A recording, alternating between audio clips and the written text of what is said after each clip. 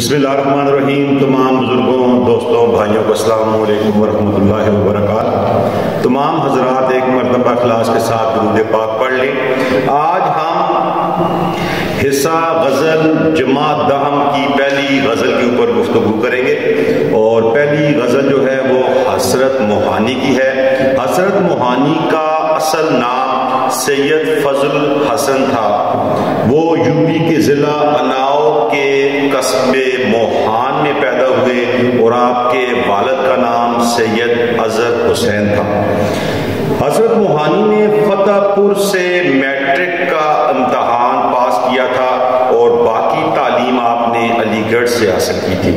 आपको रईसुल मुतग़ज़्ज़िलीन भी कहते हैं। तो हम उनकी पहली गज़ल की तरफ चलते हैं। निगाहे यार जिसे आशनाए राज करे, वो अपनी खूबिए किस्मत पे क्यों ना नाज करे। दिलों को फिक्रे दो आलम से कर दिया आजाद, तेरे जुनूब का खुदा सिलसिला दराज करे। तो इन अशार में पहले शेर में हजरत मोहानी ये कहते हैं कि वो शख्स जिसको उसका महबूब अपने दिल की बातें बताए, उससे अपने राज न छुपाए, तो वो अपनी अच्छी किस्मत के ऊपर क्यों ना फख्र करे।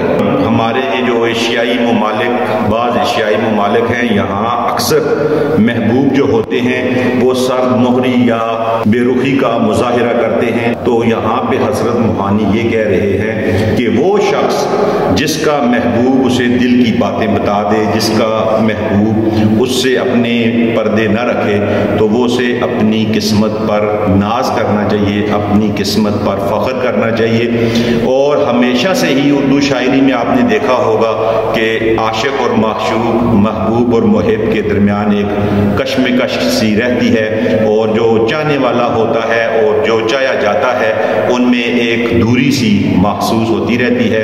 ऐसा ही कुछ हजरत मोहानी ने अपनी गज़ल के दूसरे मिसरे में कहा कि वो अपनी खूबिए किस्मत पे क्यों ना नाज करे। कौन के निगाहे यार जिसे आशनाए राज करे, यानी वो जो राज बता रहा है, दिल की बातें बता रहा है, और जिसको बता रहा है, जिसको बताई जा रही हैं, उसे खुश होना चाहिए कि उसका महबूब उससे कुछ भी छुपा नहीं रहा। दिलों को फिक्रे दो आलम से कर दिया आजाद, तेरे जुनू का खुदा सिलसिला दराज करे। शायर कहता है कि मेरे महबूब ने मुझे दोनों आलम की सोच से, दोनों आलम की फिक्र से आज़ाद कर दिया है। मुझे दुनिया की और आखिरत की अब कोई परवाह नहीं रही। मैं इन फिक्रों से आज़ाद हो गया हूँ। और इसको आप हकीकी मानों में भी लेकर जा सकते हैं कि शायर कहता है कि अल्लाह तबारक व तआला ने मुझ पे इतनी अनायत की, इतना करम और फजल कर दिया कि मुझे अब न इस दुनिया की कोई परवाह है, ना आखिरत की। दुनिया भी मेरी अच्छी हो चुकी है और मेरी आखिरत भी बेहतरीन हो चुकी है, क्योंकि मेरे रब ने, मेरे खालिक ने, मेरे मालिक ने,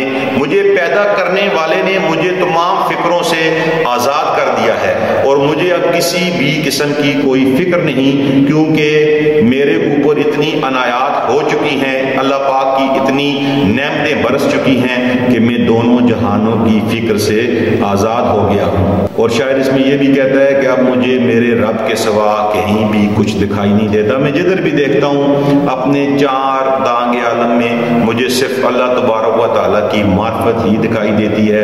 हर चीज़ में मुझे अपना रब दिखाई देता है। आगे चल के हजरत मोहानी ये फरमाते हैं कि खिरद का नाम जुनू पड़ गया, जुनू का खिरद, जो चाहे आपका हुस्ने करिश्मा साज करे। इस शेर की तारीफ यूं है कि हजरत मोहानी ये कह रहे हैं कि ऐ मेरे महबूब, तेरा हुस्न इतना जादू रखता है, उसके अंदर इतना सहर है कि जब कोई तुझे देखता है तो वो अपने होश गंवा बैठता है, और जो पागल लोग तुझे देखते हैं तो वो होश में आ जाते हैं। खिरद का नाम जुनू पड़ गया, यानी अकल वालों को लोग पागल कहना शुरू हो गए, और जुनू का खिरद, और यानी कि जो पागल थे वो अब अकल वाले समझे जाने लगे हैं। तो शायर ये कह रहा है कि ऐ मेरे महबूब, अल्लाह पाक ने तुझे इतना हुस्न दिया है, तेरे हुस्न के इतने करिश्मे हैं, तेरे हुस्न में इतना सहर है, इतनी कशिश है, इतनी जाज़बियत है कि जो लोग होश में होते हैं और तुझे देखते हैं तो वो अपने होश गंवा बैठते हैं, और जो लोग पागल پاگل ہوتے ہیں وہ تجھے دیکھتے ہیں تو ہوش میں آ جاتے ہیں، اور یہ سب کچھ صرف اور صرف تیرے حسن کی ہی بدولت ہے۔ اگلا شعر، غم جہاں سے جسے ہو فراق کی خواہش، غم جہاں سے جسے ہو فراق کی خواہش، وہ ان کے درد محبت سے ساز باز کرے۔ تو شاعر اس شعر میں کہتا ہے کہ اسے دنیا کے غموں سے چھٹکارا ملے تو اسے چاہیے کہ وہ محبت کی فکر کو اپنائے، یعنی جسے دنیا کے مسائل نہیں ہیں، معاشی معاشرتی جذباتی مسائل نہیں ہیں، اور اس نے کوئی مسئلہ ہی پالنا ہے تو پھر وہ محبت کا مسئلہ پال لے۔ شاعر یہ کہہ رہا ہے کہ محبت ایک ایسا جذبہ ہے جس کی انتہا انسان کو دنیا کے تمام اندیشوں سے بے خبر کر دیتی ہے، وہ اپنی زندگی کے تمام مسائل کو بھول کر صرف اور صرف محبت کی فکر میں مبتلا ہو جاتا ہے، یعنی کہ غم دوران میں انسان فکر محاش کے علاوہ دنیا داروں کے کئی جھنجھوڑوں اور بکھیڑوں میں بھی گرا ہوا ہے، اور یہ سب مصروفیات انسان کے لیے کسی بھی عذاب سے کم نہیں ہیں۔ بقول غالب، فکر دنیا میں سر کھپاتا ہوں میں کہاں اور یہ وبال کہاں۔ دنیا کے ان وبالوں، ان مشکلات سے تب ہی انسان آزاد ہوتا ہے جب وہ اپنے محبوب کی محبت میں یا عشق میں مبتلا ہو جاتا ہے۔ جو شخص محبوب کے محبت اور عشق میں مبتلا ہو جائے پھر اسے دنیا کے مسائل نہیں دکھتے، ان سے دنیا کے مسائل سے اس کی جان چھوٹ جاتی ہے، کیونکہ وہ ان سے ایک بڑے مسئلے یعنی محبت میں گرفتار ہو گیا ہے۔ تیرے کرم کا سزاوار تو نہیں حسرت، اب آگے تیری خوشی ہے جو سرفراز کرے۔ لازمی بات ہے یہ مقطع ہے جس میں شاعر نے اپنا تخلص حسرت استعمال کیا ہے، اور یہاں پہ غزل جو ہے وہ ختم ہو رہی ہے۔ جیسے کہ ہم نے آپ کو پہلے بھی بتایا کہ کسی بھی غزل کا جو پہلا شعر ہوتا ہے اسے مطلع اور جو آخری ہوتا ہے اسے مقطع کہتے ہیں، اور مقطع میں شاعر اکثر اپنا تخلص استعمال کرتے ہیں۔ تو یہاں بھی حسرت موہانی نے اپنا تخلص حسرت استعمال کیا۔ شعر کو ذرا سنیے گا، تیرے کرم کا سزاوار تو نہیں حسرت، اب آگے تیری خوشی ہے جو سرفراز کرے۔ تو اس شعر میں شاعر کہتا ہے، اے اللہ پاک میں تیری محبت کا دم بھرتا ہوں، میں ہر جگہ بیٹھتا ہوں اور یہی کہتا ہوں کہ مجھے اپنے رب سے بڑی محبت ہے، مگر یہ میں صرف کہتا ہوں۔ عمل کی حد تک حالت یہ ہے کہ میں گناہوں میں سر تا پا ڈوبا ہوا ہوں، میری زندگی میں صرف گناہ ہیں، غلاظتیں ہیں، رذالتیں ہیں، کمیاں ہیں، کوتاہیاں ہیں۔ میری عادات و اطوار، میری کردار و گفتار ایسے نہیں کہ میں یہ کہوں کہ اے رب میں تجھ سے محبت کرتا ہوں۔ میرے اعمال نامے میں کوئی اچھا عمل بھی تو نہیں جو میں تیری بارگاہ میں پیش کروں، میں ایسا بھی نہیں کہ تجھ سے تیرا کرم تیری مہربانیاں مانگ سکوں، کیونکہ میرے دامن میں گناہوں کے علاوہ کچھ بھی نہیں۔ لیکن اے میرے رب ان تمام کمیوں کوتاہیوں کے باوجود اگر تو مجھے معاف کر دے اور درگزر فرمائے تو یہ تیری مرضی پر منحصر ہے، کیونکہ اپنے اعمال بد کے سبب میں تیری بخشش اور عنایت کا حقدار نہیں ہوں، میں نے غلطیاں کی ہوئی ہیں۔ اب آگے تیری خوشی ہے جو سرفراز کرے،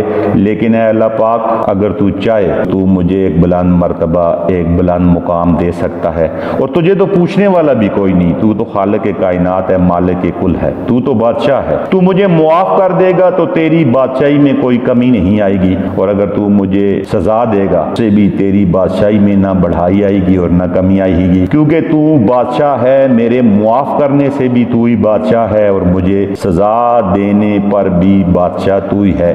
تیرا رتبہ اعلیٰ و عرفہ ہے، تو چاہے تو معاف کر، تو چاہے تو سزا دے۔ لیکن شاعر یہ بھی کہتا ہے کہ تیرے کرم کا سزاوار تو نہیں حسرت، کہ حسرت تو کھل کے کہہ رہا ہے کہ اے اللہ پاک میں تیرے کرم کا طالب نہیں ہوں، میں تیرے کرم کی عنایت کی رحمت کی دعوے داری نہیں کر سکتا، نہ ہی میں دعویٰ دار ہوں، لیکن تیری رحمت کا طلبگار ضرور ہوں، اور تو اگر اپنی خوشی سے مجھے معاف کر دے اور مجھے بلند مقام عطا فرما دے تو یہ تیری بہت بڑی مجھ پر نوازش ہوگی۔ اس طرح یہ پہلی جو غزل تھی حسرت موہانی کی یہ اپنے اختتام کو پہنچی۔ امید ہے کہ آپ کو کچھ نہ کچھ سمجھ آئی ہوگی۔ تشریح کرتے وقت آپ موہانی کے اوپر نہ جائیں، نہ مترادف الفاظ ڈھونڈیں، بلکہ یہ دیکھیں کہ پورے شعر کے اندر مفہوم کیا ہے، مفہوم کو سمجھنے کے بعد اپنے الفاظ میں اس کو بیان کر دیں۔